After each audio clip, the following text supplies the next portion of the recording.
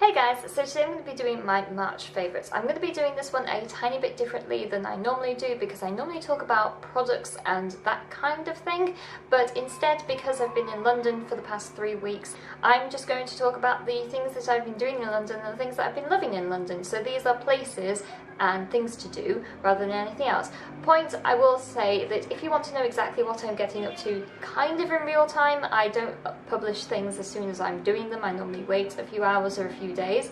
But the majority of the stuff that I've been getting up to is all on my Instagram if you want to go follow what I've been up to. But let's get started. The number one thing that I have absolutely been loving this month has been the YouTube space, and I have never been in any of the YouTube spaces before.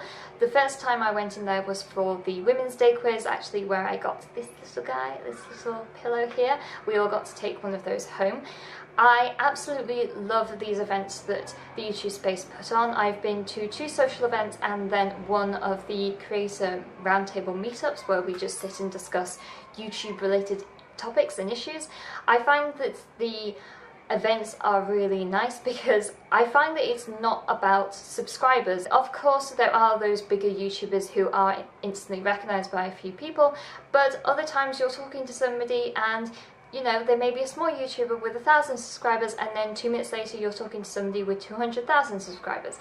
It's a great atmosphere because you really get to know a wide range of people from different medias that you don't necessarily would think to look into. So I really liked those events and I think that it is put on really well. I'm going to do a quick fire round of all my favourite coffee places that I found. The first and probably one of the best that I have found in London at the moment is a place called Coffee Island.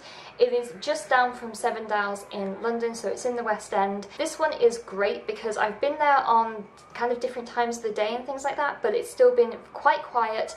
It is very good coffee. They are roasters in-house, I think, or at least they only sell their own beans.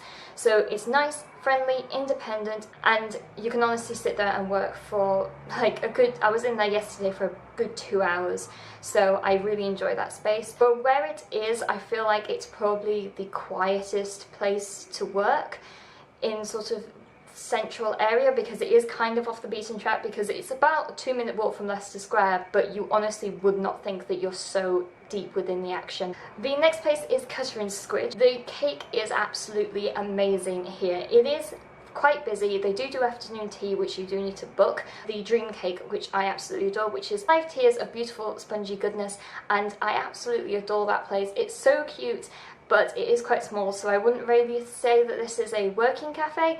This is more like a special treat kind of thing. I'm constantly on the lookout for some great cinnamon rolls. Sorry, the lighting went really weird then. I am filming obviously in the place which I'm temporarily staying at my Airbnb, so I don't have my studio yet, so that's why the colour changing is kind of happening.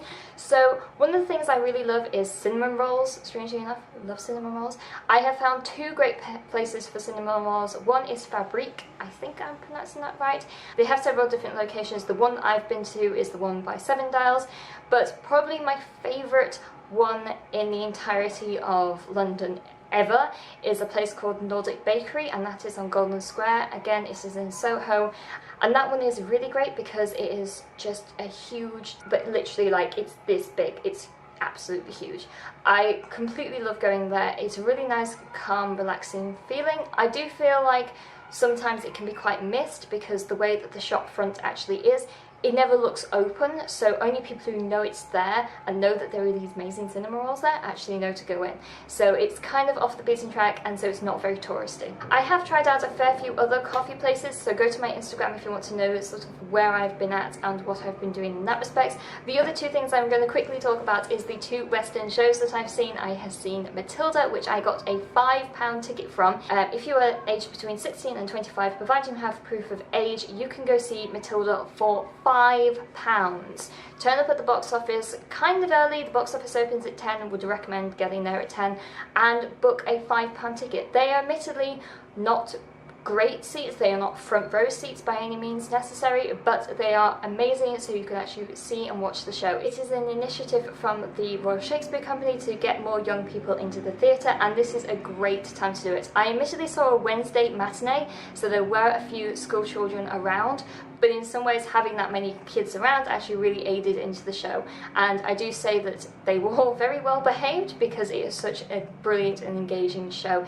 It is probably more based on the book rather than the film of Matilda, and the music was written by Tim Minchin, so it was so good. I didn't actually know any of the music or the songs, which actually I quite liked because it meant that I had no kind of preconceptions about it, but it meant that I could really immerse myself into this piece of theatre. The second performance that I have seen is The Book of Mormon, and I have been obsessed with this play for the best part of 3 years, I would say, and again, I got cheap tickets because 2 hours before every performance there is a raffle style lottery, so you just write out the card, put it in this like tombola style lottery, and then you just pick out the names of who gets the seats, and they are £20 tickets, and they are always front row seats. I've never been to a West End performance where I have sat in the front row, and it is a beautiful experience. I absolutely loved it. Book of Mormon is notoriously very expensive, and this is a great way to kind of get around that cost. I will say that I went for, again, the Wednesday matinee, which is a lot quieter. If you're going at sort of weird times, I did try the lottery about 2 weeks ago, and that was on a Saturday, and there was just no way in hell I was going to get it because there is about 20 tickets and about probably about 50 people trying to get there, so your odds are not in your favour. Talking about Book of Mormon in general, this is quite a rude play, I will say. I knew all the songs and the lyrics, but seeing everything kind of manifest on stage is a completely different matter. So if you are probably, I would say, under the age of 16, then this is not for you. That I don't think there is, strictly speaking, age restrictions. Don't watch it with your mother because that's also a bad idea because it's very rude in a lot of places. But fun fact, it was also written by the people who wrote Frozen and Let It Go. So yes, the same people who wrote Hasadiba Ibawai are the same people who wrote Let It Go. Let that one sink in for a minute. Proof that people can be multi-talented and write a different range of songs. So those are the two shows that I have. I will say that I'm starting up on my blog doing more London-based reviews. I am saying this now so I can actually get my ass together and physically do this, because I feel like I've just been kind of lacking on my blog. So I probably will do full reviews of everything that I've been talking about, so go check those out. Follow me on Twitter because that's probably the most direct source of information that I give if you're wanting notifications of blog posts or YouTube videos or even my Instagram posts. So that is it for me today, and I shall talk to you guys later. Bye!